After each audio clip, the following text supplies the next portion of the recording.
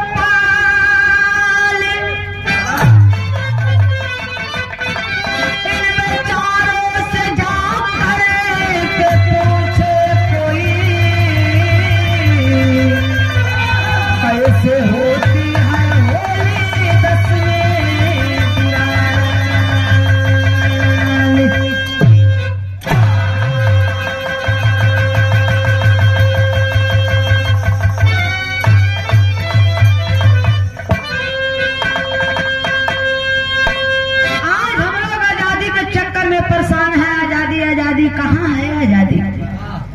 धन है इन गरीबों की पत्थर की छाती। कैसी होली, कैसी दिवाली, कैसी दशहरा, कैसा सुख, कैसा दुख। वो हवेली, वो आजादी, आजादी, आजादी कहाँ चली गई आजादी? ब्राह्मणों के घर में चली गई। हाँ तो और 100 चोर और लुटेरा डकैत ही लेके चला जाए। एक मारी तो सब बैठ के जागत है ना।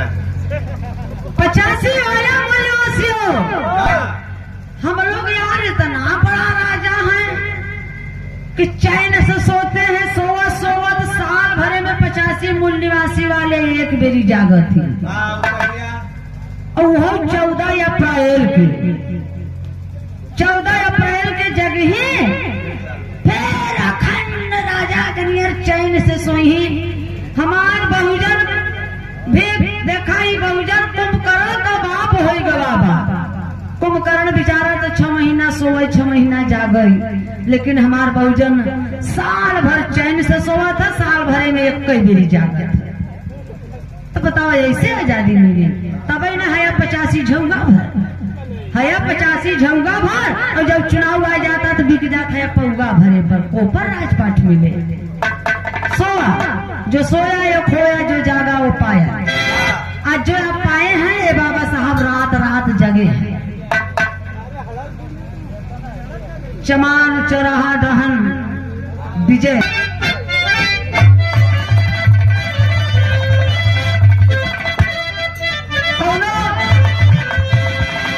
प्यार करने वाला प्रेमी अपने प्रेमिका से कहत बा, का कहत बा?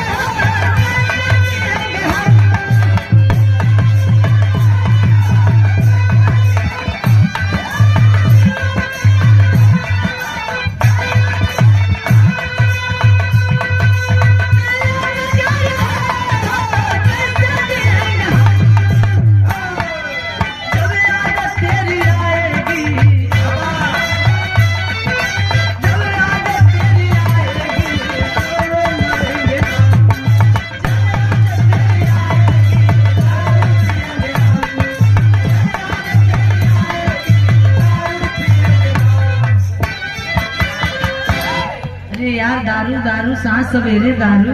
वाह इचमार चौराहा डहन से बाबूलाल के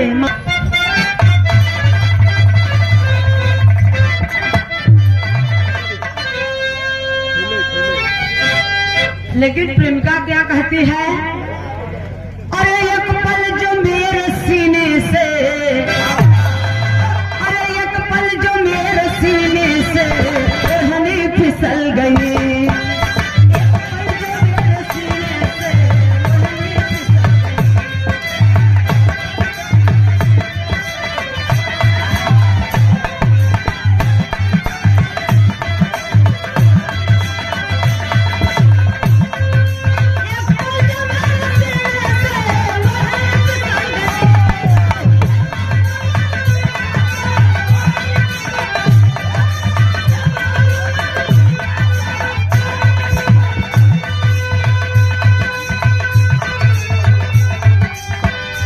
कानपुर से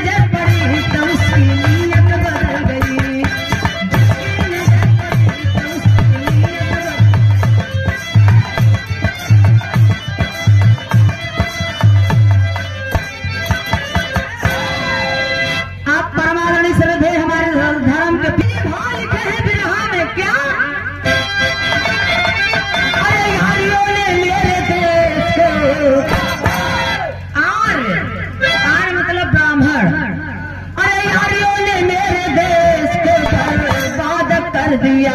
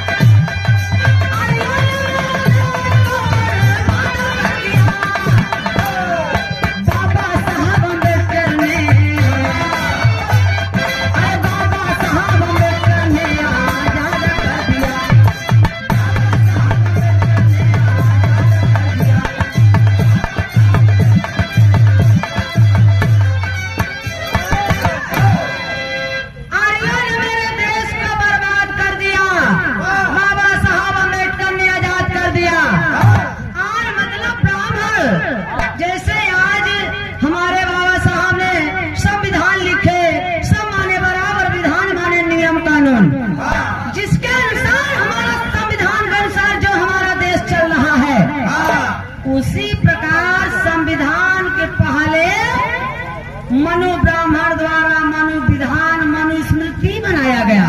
और मनुस्मृति का इतना बड़ा कानून था, इतना बड़ा कानून था, फिर भी हमारे पुरखा पुरनिया पूर्वज लाचार मजबूर होकर के उनको चलना पड़ता था। मनुस्मृति का कानून नहीं सब कैसा बोला था भैया?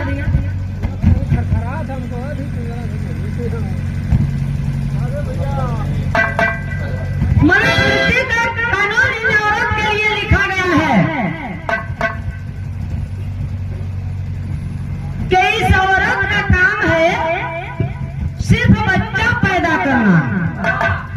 इन्हें औरत इतनी नीच गंवार है कि इन्हन का काम है सिर्फ बच्चा पैदा करना और कौनो काम नहीं बा।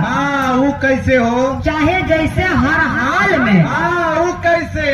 पति से न पैदा हो, तो देवरे से, उनहू से न पैदा हो, जेठौते से, उनहू से न पैदा हो, ससुरे से, उनहू से न पैदा हो, ये सब पड़ोसिन से, इनहू सबसे न हो तब, ये सब गाँव वालन से, इनहू सबसे न हो तब, बात हमसे मिला। मनो स्मृति मनु ब्राह्मण कह रहा है, मैं नहीं कह रही भैया। ये मनु स्मृति का कानून कह रहा है कि नारी का काम है सिर्फ बच्चा पैदा करना, डीएम बनना नहीं, एसडीएम बनना नहीं, सांसद विधायक नहीं बनना है, पढ़ना लिखना नहीं है, सिर्फ लड़का पैदा करना वही काम है। रामचरितमानस में लिखे तुलसी दुबे ने लिखा है, चित्रकूट बांधा के रहने वाले, ढोल गंवार शूद्र पसनारी और सकल ताड़ना के अधिकारी। यानी ढोलक के जितने पिटबा उतना ही सुघर बाजी, और ये सुदरन के जितने ही मरबा उतना ही लोग ठीक से रही, और ये मेहरारून के जितने पिटबा उतना तरहने लाइन पे रही। होश में रहा है, इसमें संविधान से मेरा देश चल रहा है। हम थोड़ा कहते तुलसी ससुर से जाके पूछत जाए, आखिर शूद्र कौन है? हम चमार है, चमार है, मुसहरा है, धैकार है, हेला है, खटीक है, तो कहीं का है भैया? हम चमार है, हम शूद्र है, हम दलित है। और जेकरे नमवा के अंगवा सिंह लिखाता, जेके सिंहिया जामाबा, जैसे ओम प्रकाश सिंह यादव, ओम प्रकाश सिंह पाल, ओम प्रकाश सिंह पटेल, ओम प्रकाश सिंह मां, कहीं भैया हमने पढ़ जाते है। कैसे बढ़ जाता है भैया? सिंहिया जान गए ऐसे बढ़ है, पूरा हमार तुम्हारा औकात पूरा मनुस्मृति में लिखा बा। आखिर शूद्र का मतलब क्या होता है?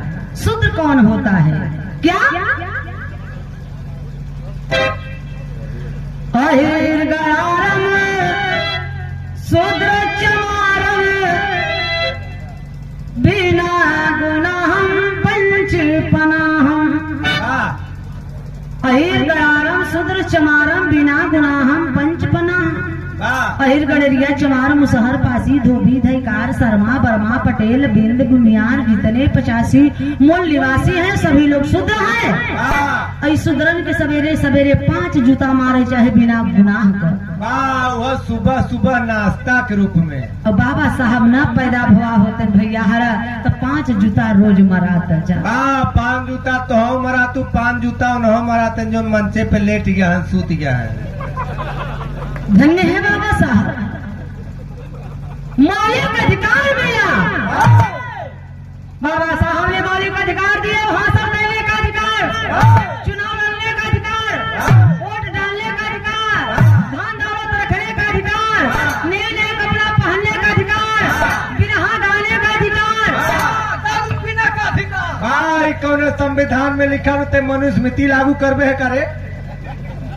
धन्य है बाबा साहब, शूद्र का प्रोफेसर लोग, प्रोफेशनल लोग बैठे हुए हैं, पढ़े लिखे विद्वान हैं। शूद्र का मतलब क्या होता है? शूद्र का मतलब संरक्षक, जिनके अंदर 4 गुण हो वही शूद्र है। 4 गुण का मतलब दयालु हो, श्रम करने वाला हो, उदारवादी हो, वह ब्राह्मण का सेवा कर सके, वही शूद्र है। तो इन शूद्रों का काम है सिर्फ पंडित जी का सेवा करना, उनकर उतारा कपड़ा पहनना, उनका फटा पुरान जूता पहनना, उनकर जूठा कुठा बचा खुचा भोजन खाना। आज हे जन कलम लटकाए है जेबा में ना, कुर्सी पर बैठा है, ये बाबा साहब की दिन है। आज आपके जेब में जो पेन है, आपके जेब में जो पेन है बाबा साहब की देन है। आपके पास जो दौलत है बाबा साहब की बदौलत है। आपके जीवन में जो शांति है वो बाबा साहब की क्रांति है। याद करिए बाबा साहब की क्रांति को। जय भीम में बोलने में शर्म लग रहा है कि भैया हम जय भीम ना बोलो, ना है तो कहीं कि भैया ये चमार है। सोचने वाली बात है। चमार चौराहा डहन आर्यन आरस के नाना घनश्याम जी की तरफ से 100 रुपए का पुरस्कार। जय भीम जय भारत नमो बुद्धाय। तो देखा है कवि जी आगे भाव लिखे हैं मास्टर भैया के।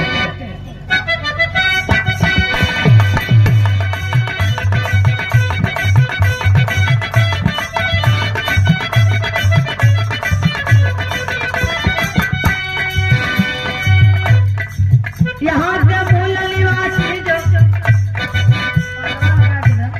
कानपुर ऑर्केस्ट्रा के मालिक, ये मनीष कुमार अकेला, हम बहुजन हमार बाबा रतनवा, धन्य है। ये 100 रुपए का पुरस्कार कुल हो जाए, थोड़ा भाव पर गौर करिएगा। इसके बाद यहाँ के मूल निवासी जो आदिवासी है, आर्या ये बन देता जो सत्यानाशी है।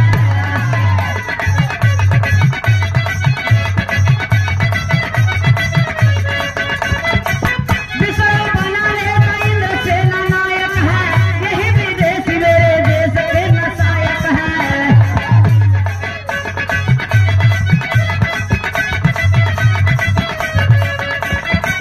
इनके समर्थन से भारत कोई सूर हुआ, वतन पुजारी निशाचर कोई असुर हुआ।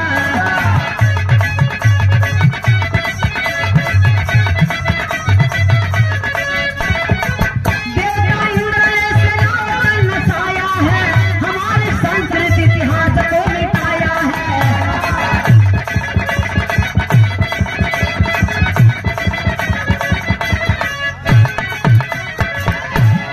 ए बाबू, पहले भाव को गौर कर समझिएगा। हम लोग पूजा पाठ करते हैं, पूजा पाठ। पू माने पूरी, जा माने जानकारी, पा माने पाक और ठ माने ठहर जाना। अगर हम इनकी पूजा कर रहे हैं तो इनके बारे में पहले हमें आपको जानना चाहिए। अगर पढ़े लिखे हैं, तर्कशील हैं तो क्या ये पूजने योग्य है? चोर तो नहीं है, डकैत तो नहीं है, उग्रवादी तो नहीं है, ये गुंडा तो नहीं है, नक्सलवादी तो नहीं है, ये छिनरा तो नहीं है। क्या मैं इनकी पूजा करूं? लेकिन हम लोग थोड़ा सा भी तर्क नहीं करते हैं। जिनको देवता कहते हैं इंद्र विष्णु, ये इंद्र विष्णु कोई भगवान नहीं है। ये लोग डकैत है, लुटेरा है, चोर है, बदमाश है। मध्य एशिया, ईरान, इराक से भेड़ बकरी चरावे के बहाने हमारे भारत में आए। जब भारत में आए तो पूरे भारत में घूम घूम करके भ्रमण किए इंद्र विष्णु, और हम लोगों का बाबूजी इतिहास जलाया गया। इतिहास जलाया गया, बताया गया कि बिहार में जो नालंदा विश्वविद्यालय में 6 महीना तक जला।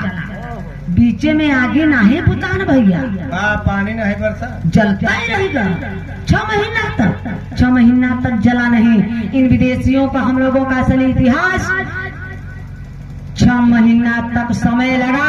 एक एक पन्ना पढ़ पढ़ के जलाने का काम किए कि न रही बास न बाजी बास। हम लोगों का असली इतिहास जला दिए। असली इतिहास हम लोगों का जर्मनी जापान विदेश में है, जहाँ बाबा साहब शिक्षा लेने गए। ये बाबू इतना ही नहीं, पूरे भारत देश में हमारे हरियाणा, दिल्ली, बम्बई, कलकत्ता, बनारस जैसे महानगर, गाजीपुर और इलाहाबाद में झूसी है। झूसी को छोड़ दिया, झूसी नाम पड़ गया। उसका नाम है झूसी का पुराना प्रतिष्ठान पुरी। इसी तरह से 90 नगर को इंद्र ने फूका।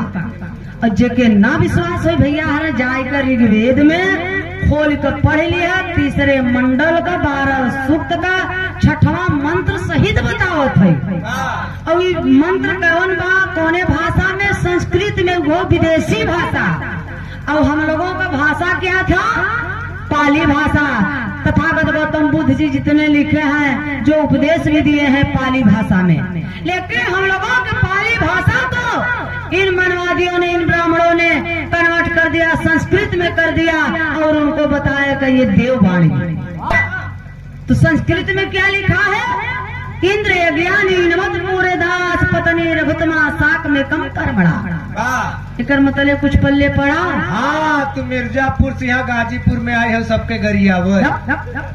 एक मतलब इंद्र ने 90 नगर को फूका। 90 नगर के बीच में एक रघुतमा नाम की दासी थी। दासी का जो कार्य था, कार्य था बाबूजी, कार्य नगर में सेवा करना। उस दासी को ये इंद्र ने पत्नी बना लिया है अपना। इतना इतिहास उठाई कि देखा, जितना विदेशी हमारे भारत में आए लूटई बदे, इन्हें एक मेहरारू लड़का लेकर नहीं आए।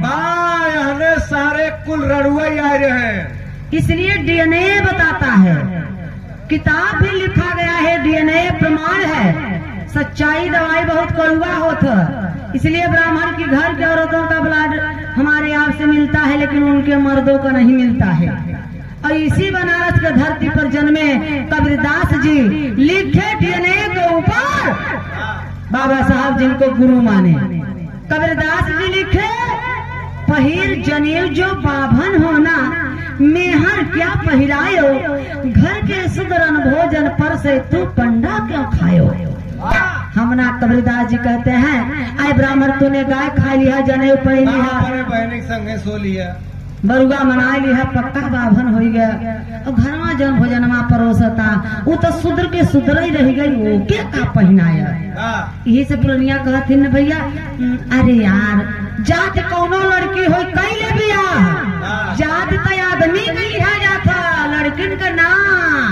तो कभी जी आगे भाव लिखे गए तर्जबा मास्टर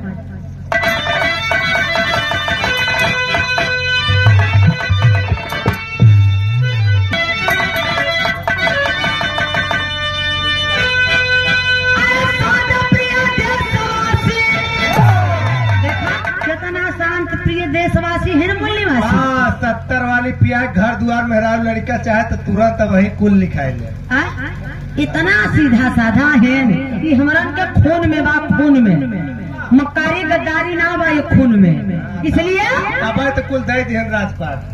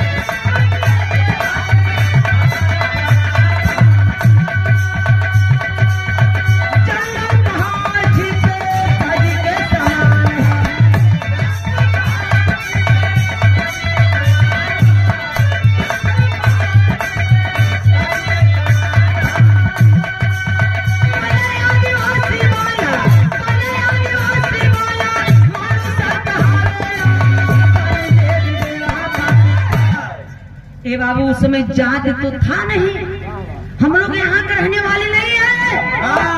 विश्व के सबसे चढ़ी बड़ी सिंधु घाटी सभ्यता, हम लोग वहाँ के रहने वाले हैं सिंधु घाटी के। ए बाबू लेकिन जो लड़ाकू थे मूल्यवासी, राणा प्रताप की तरह घास की रोटी खा लूंगा लेकिन है विदेशी, तुमको देवी देवता नहीं मानूंगा, पूजा पाठ नहीं करूंगा, फेंक दूंगा, चले जाओ विदेश, यहाँ मत रुको। जंगल में जान बचाए बचाए कर अपन लड़ाई लड़ाए देश बदे, तो जंगले में क्यों क्यों नदी के किनारे क्यों गंगा के किनारे। ए भैया हरा सोचा वो समय जंगलवा में जे जन्मा बचाए कर लुकान बा छिपा बा, तो के भूखिया लगे तो जौने मिली उन्हें न खाई, कच्चा मांस खाए, नीलगाय खाए, खरगोश खाए, कछुआ खाए, मछली खाए, मुर्गा खाए, गोहटा खाए, जौने पावे उन्हें खाए। तो इन्हें इंद्र विष्णु का कहा कि देखा ये दैत है, ये असुर है, ये राक्षस है, ये शैतान है, वही वन मानुष है, कच्चा मांस खाता। ऐसे हमारे आपके पूर्वजों को संबोधित करते थे इन विदेशियों ने, घृणा शब्द से बाबूजी हम लोगों को संबोधित करते थे, लेकिन फिर भी हम लोग नहीं जाग रहे हैं, जागने की जरूरत है। इस पाखंड से अंधविश्वास से दूर रहना है। ए बाबू अब जिराएगा ओके का बनाए भारतवासी मूल्यवासी के स्वर्गीय श्री सेवालाल भूतपूर्व कोर्ट को नमन है, बस 10 मिनट और, लेकिन कभी जी आगे भाव लिखे जे डराएगा ओके का बेईमान बाटी।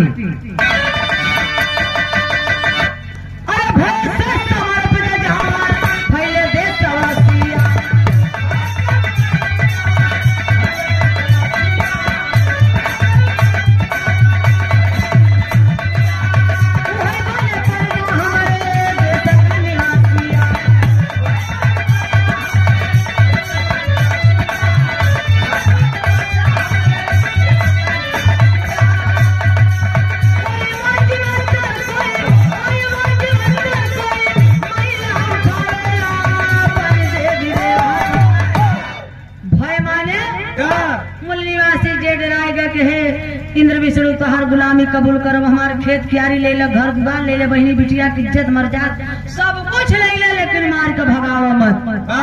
तो के पहले का करें, पर्जा बनाए।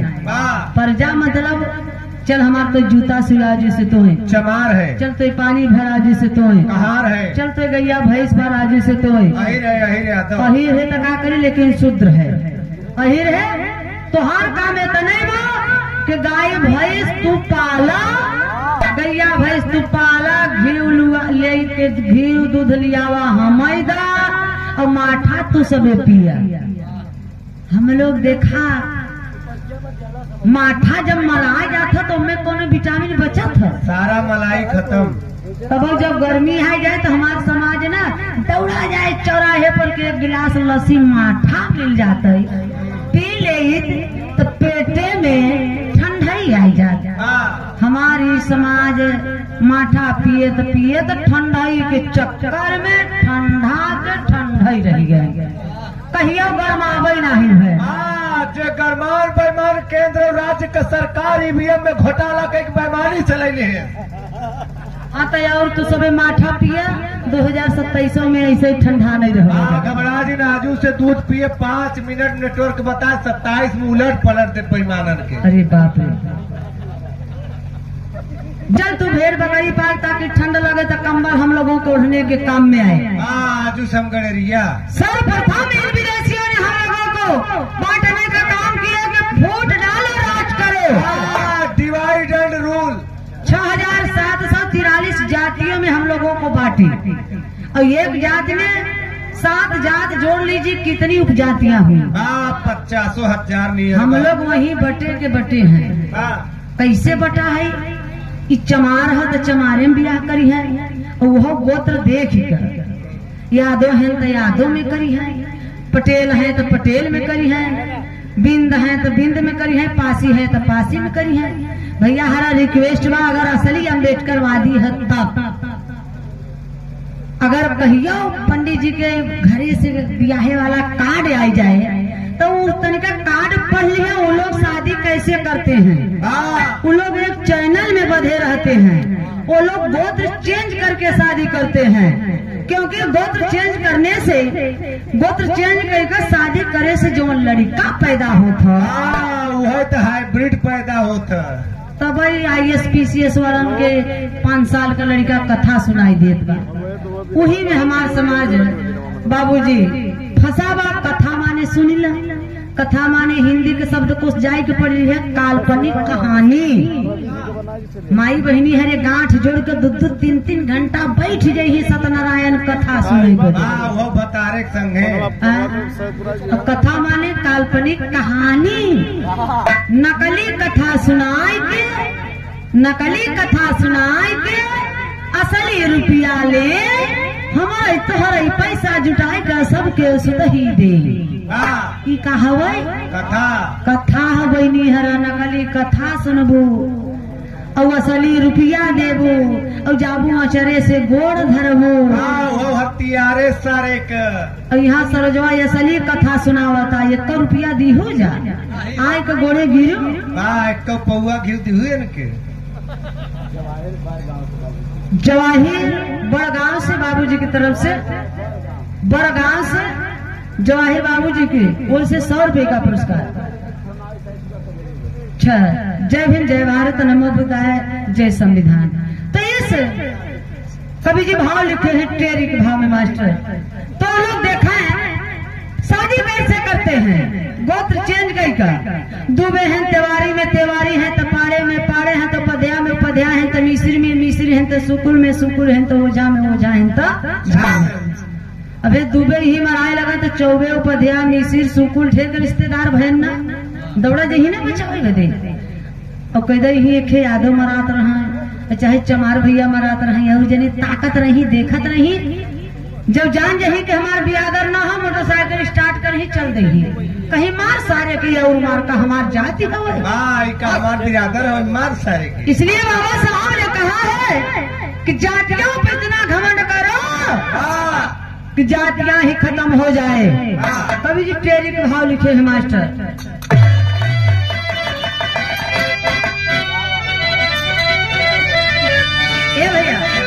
2 मिनट एक देखा इलाहाबाद के कैलाश दादा गावत रहे।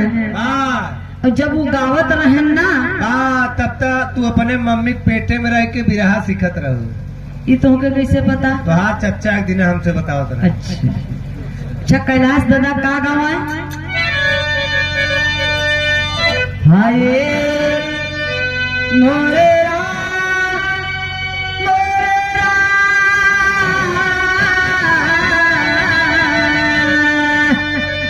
भोले बाबा जोगिया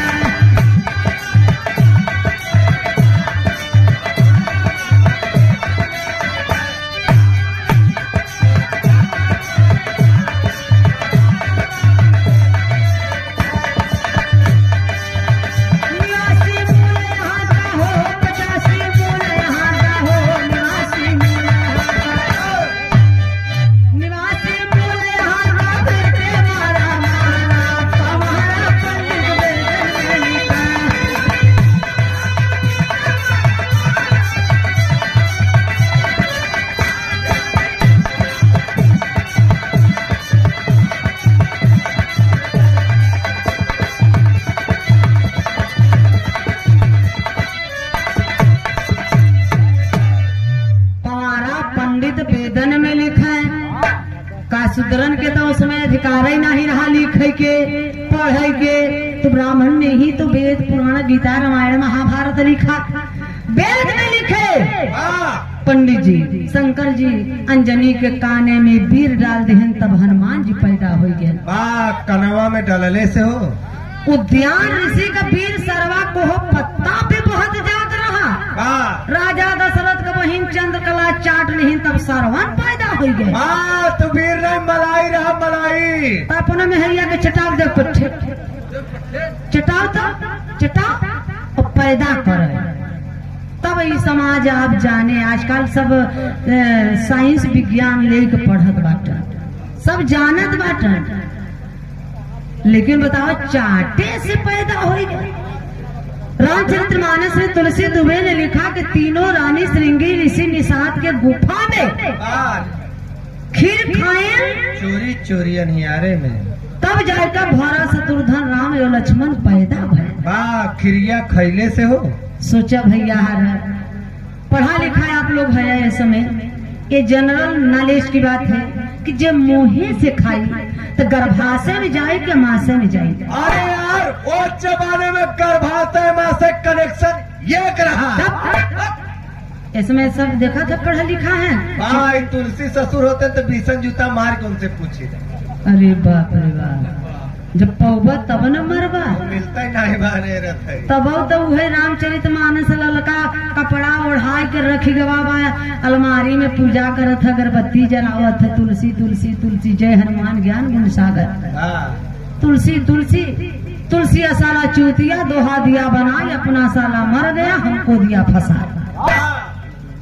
हम उसी में फंसे हैं जिनका खंडन किए बाबू ललई राम यादव। पेरियार सुने जो दक्षिण भारत के रहने वाले उनका जो लेखनी को एवं हिंदी अनुवाद किया और लड़ाई लड़े सुप्रीम कोर्ट हाई कोर्ट से 1976 में ही कोर्ट फैसला दे दिया कि सब पोल का पोल है। ये सब वेद पुराण रामायण गीता ये सब एक काल्पनिक कहानी है। अखिल भैया हरा गीता रामायण महाभारत विदेश में नहीं बा जर्मनी में नहीं बा केवल सरवा हमारे भारत भरे में वो आसमान से आए के टपक पड़ा तो वो चुंडी वालों के मकान पे तो के पता है एंटीना अपने तरफ खींचे।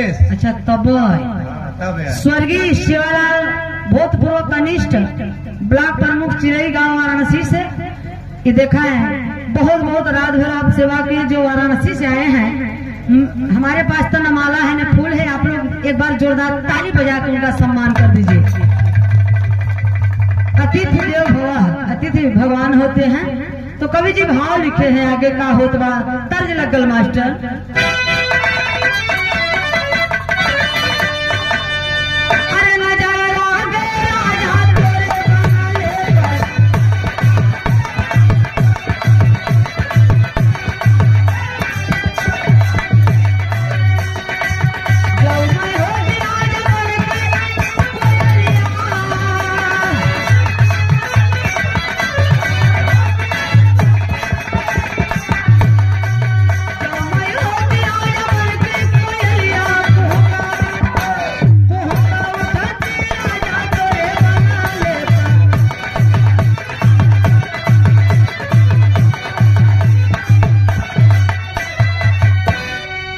देखा है ए हमारी बहन श्वेता कुमारी की तरफ पंडित जी तो मेहरारू के डरवा दे हैं इनको फलनिया तो करवा चौथ ना व्रत रहबे तो तोर भतार जल्दी से मर जाए।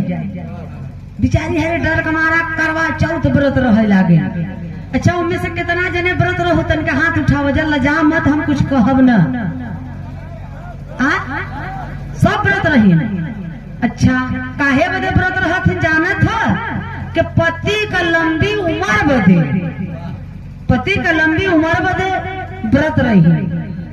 अच्छा यही बतावा जब लड़का रोवे लागत है तो खिलावे लगी तो कहीं आवा चंदा मामा दूध भात ले आवा बाबू के मुहवा में डाल दा घुटरू। अच्छा ये चंदा मामा के देखे ही लड़का के खिले ही। और जब करवा चौथ व्रत रही बिचारी है तब का करी चलनी में वही चंदा मामा के देखी ही तब पानी पिए ही भैया तब भतार जाए का व्रत तोड़े। वही चंदा मामा भतारो है, वही चंदा मामा मामा है। सोचे वाली बात बा। हाँ बना चाणक्य जी कहते हैं कि अगर करवा चौथ व्रत रहने से हर पति की उम्र लंबी होती है तो भारत की किसी औरत को विधवा नहीं होना चाहिए। इतनी बड़ी शक्ति बा, इतनी बड़ी ताकत बा। नेवादा से हमारी बड़ी दीदी सिथिल के पति पत्नी का वो रिश्ता है जिस रास्ते से पति जाए उसी रास्ते से पत्नी को भी अनुसरण करना चाहिए। पति अगर लैट्रिन जाए तो हमारा रिश्ता बदल जाएगा। भाई जब ब्याह कराओ तो उसे पूछबा कि हमसे पूछे थे। कहते हैं पति देव भव है। इतना बहनी हर सेनुर यहाँ से लेकर हे ललाट तक लगावथिन बहनी हर काहे बदे पति का लंबी उम्र बदे। इतना काम तो बिचारी हरे पति बदे करत है। लेकिन जौने दिन हमारे घरे कमाई बहनी हरे भूखी प्यासी रही वो दिन पंडित ब्राह्मण आए भैया घरे में का करही के जाने कई दिन का सड़ा गंधान गोबर चाहे भेड़ुले पड़ा रहा। गौड़ी गणेश बनवाए का ब्राह्मण पहले सेनुर गोबरे पर टिकवई ही पथरा पे टिकवई बदे जो फलनिया तोरे भतार के दिमाग में गोबर घुस जाए पथरा पड़ जाए।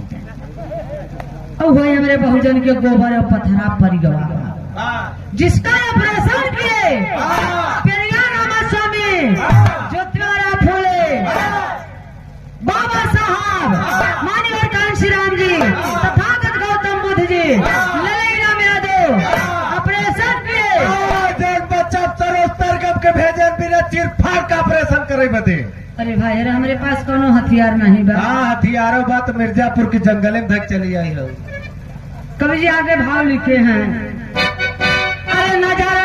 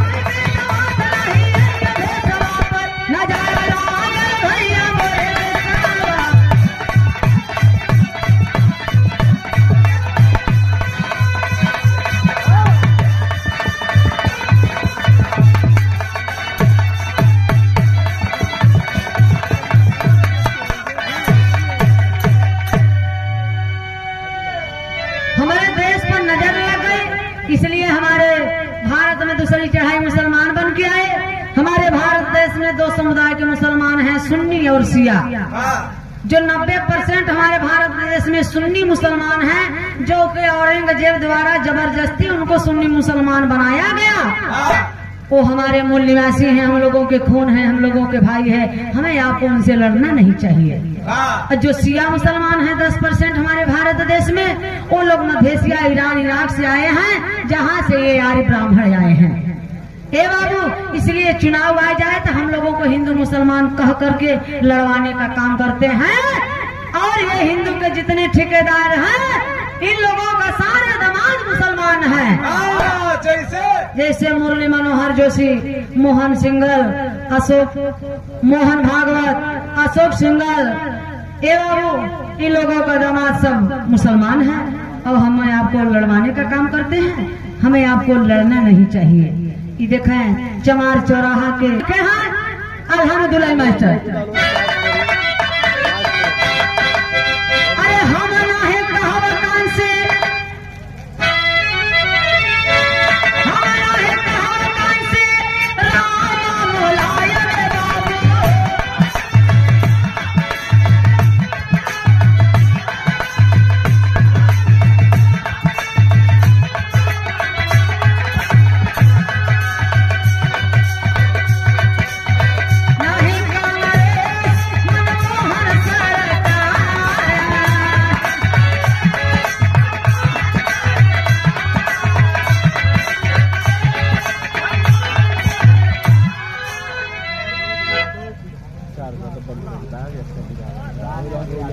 आदरणीय राम अवध यादव, पूर्व बीडीसी।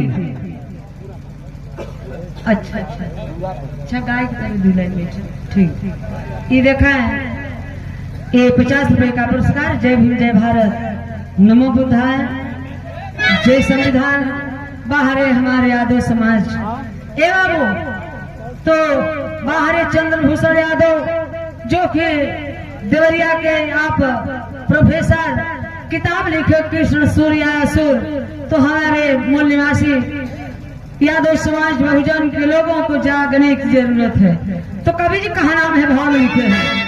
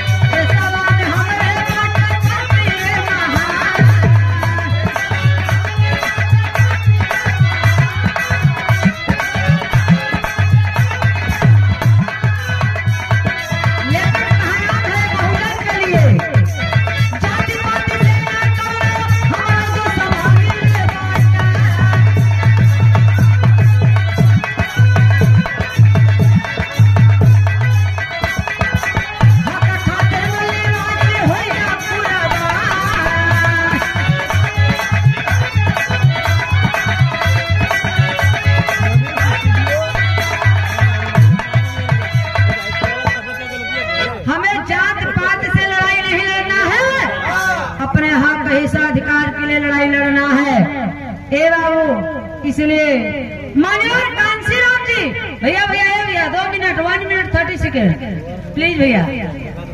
माननीय कांशीराम जी ने कहा कि बदला नहीं लेना है मेरे बहुजन के लोग, बदला नहीं लेना है, बदलाव लाना है।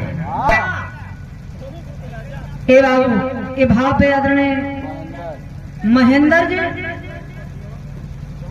नेवादा की धरती से 200 रुपए का पुरस्कार। आदरणीय बेचूराम जी नेवादा की धरती से 100 रुपया। जय भीम, जय भारत, नमो बुद्धाय। लेकिन कवि जी आखिरी भाव में लिखे बेईमानन का, अब हमें तुम्हें बर्बाद करे, खोखला कर दिए। सोने की चिड़िया, सोने की चिड़िया, कहाँ गई सोने की चिड़िया? मुदिया सब अंका डंका पंखा सब बेच देश ले जाए विदेश में। सोने के चिड़िया के चेचिस भर बचा भैया। बाबू बाबू काशीनाथ बाबू जी, 27 जीते 5 चेचिसवो गायब हो जाए। चाय चाय उधर से, उधर चाय थोड़ा ठंडा जो है, जा गरमाई जाए। कभी जी भाव लिखे हैं मतलब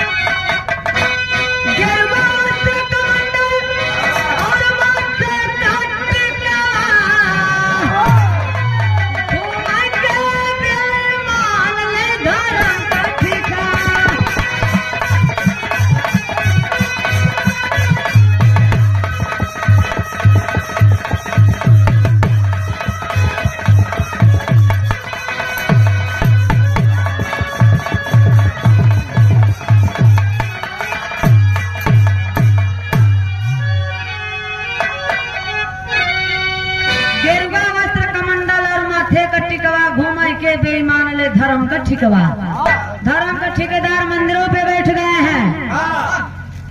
ये यार सोचने वाली बात है, जिनको भगवान ने बनाया उनकी पूजा कोई नहीं कर रहा है, और जिनको इंसान बना रहा है उनकी पूजा सब कर रहे हैं। माटी के पत्थरा के विंध्याचल में जाओ अपने देवी हैं, लेकिन जाबा ना दर्शन करे, दोनों प्राणी गांठ जोड़े रहबा, ठेली ठेला होत रहे, पसीना बहत रहे, जुगाड़ रहोबा के कैसे जल्दी से दर्शनमा मिले। तो जुगाड़ में पैसा देवा, 500 रुपया देवा तो कैसे दर्शन मिले? झरोखा से। और 1000 देवा तो कैसे दर्शन मिले? लगे से। अच्छा, और 2000 देवा तो चरण छुई के आशीर्वाद बेटा, आशीर्वाद। माई दोनों प्राणी हाफत आए जाबा बहरे।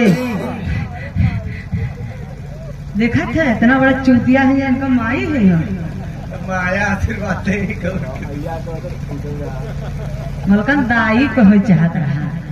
ए भैया, दोनों प्राणी बहरे ही, कहीं पंडित जी हमारा हम जूता चप्पल दे देता, पर प्रसादी देगा, हमने जाई अपने घरे। और हमारे दोनों प्राणी के ऐसा आशीर्वाद दिया कि पहले बेटवा हो, जोड़े हो, पहले बेटवा हो। तो पंडित जी का करी, दोनों प्राणी के माथे पर चंदन लगे ही, और हाथे में खेल लड़का धागा बांधा थी। कितना जने बांधे है भैया? ए बाबा रतनवा वाले नहीं बांधे है? अच्छा, तू भाई बभने बगले रहा था ना। अच्छा, 501 रुपया दो। मैं हर एक कुल पैसा चला है।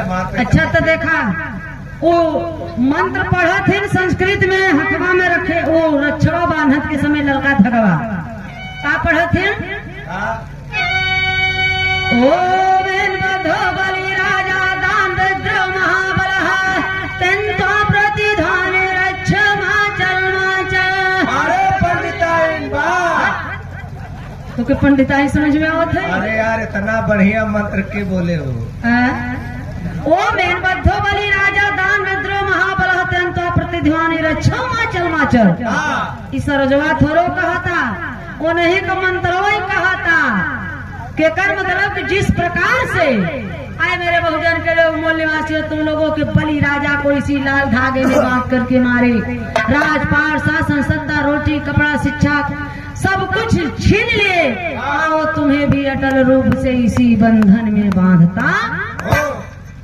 वही हम तो जाए थे मंदिर में, कसम खाई गए थे, हे पंडित जी जौन कुछ रहा कहा थे, लिखा गवाबा के 3 पग मांगे भैया, 3 पग दे दिहन हमार राजा बलि दिहन, थोड़ा बेईमान छीने जबरदस्ती मार के डांट के धोखे से।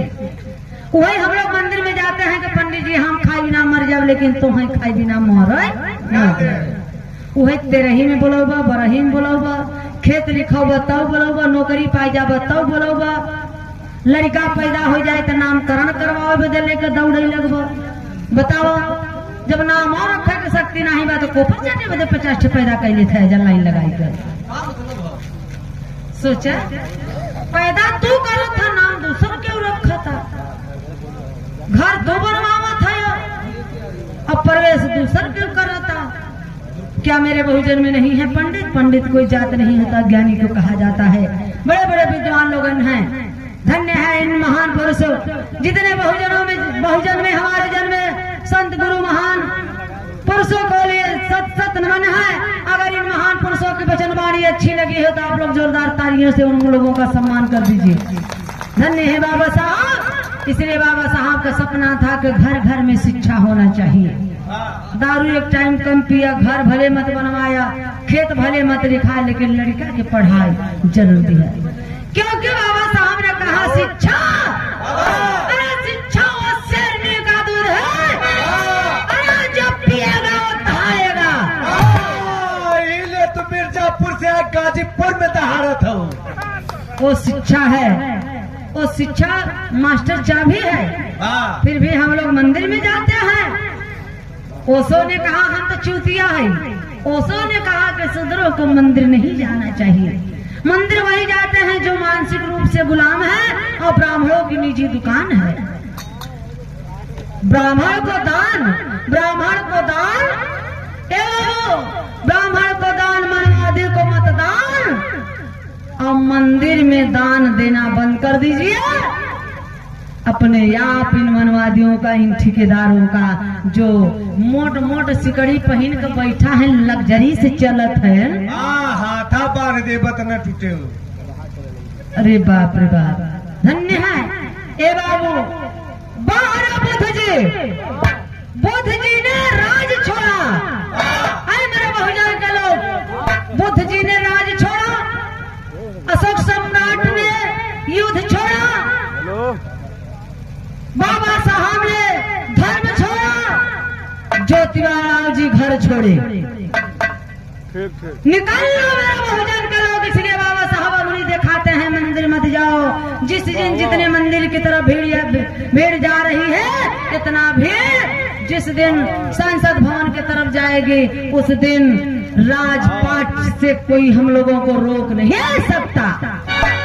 इसलिए संसद भवन देगा, वहां मिलेगा। मंदिर देता नहीं है, लेता है। अरे यार, हमसे तो उसे जनकार तो उनमें का पंडा पुजारी हो गया वो बेचारा। जब मंदिर में का पंडा पुजारी घरे जाता शाम के, तो बड़का गोदरेज वाला 3-4 ठे ताला लटकाई देता। ओके पता बा कि पथरा में कोनो शक्ति बा नहीं, हम घरे चला जा, कोनो सरे यही लूट मार खाए के लेके चला जाइए। बदाऊ में देख लो, मंदिर में 40 साल की औरत की इज्जत लूट करके सरिया कई की बेचारी को जान से मार दिया गया। बताओ, इज्जतिया लुटा रहा तो मंदिरिया में का भगवानमा कहाँ चला गया रहा। तो तोके पता ना है, ससुरा अपने बहनी और रहा खिचड़ी लेके। अच्छा, तो धन्य है जितना यहाँ देवी देवता, 33 करोड़ देवी देवता, 56 करोड़ देवी देवता कुल जितना पैदा होते रहे, जब से बाबा साहब पैदा भये तब से देवी देवता का अवतार लेवा बंद होगा। तो के पता ना, बाबा साहब जरिया के हर नसीहा काट देना परेशान कर दी है। अच्छा, विधानसभा सैदपुर पूर्व विधानसभा सचिव राजेश प्रधान, चमार चौराहा, गाजीपुर से 200 रुपये का पुरस्कार। जय भीम, जय भारत, नमो बुद्धाय। लेकिन यहीं से आखिरी लाइन में कहना बा। अच्छा, माननीय प्रधान जी का कहना बा,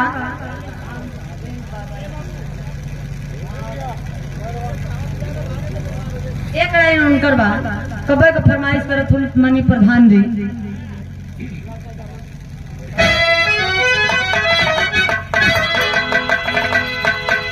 अरे हम बहुजन हमार बाबा रतना,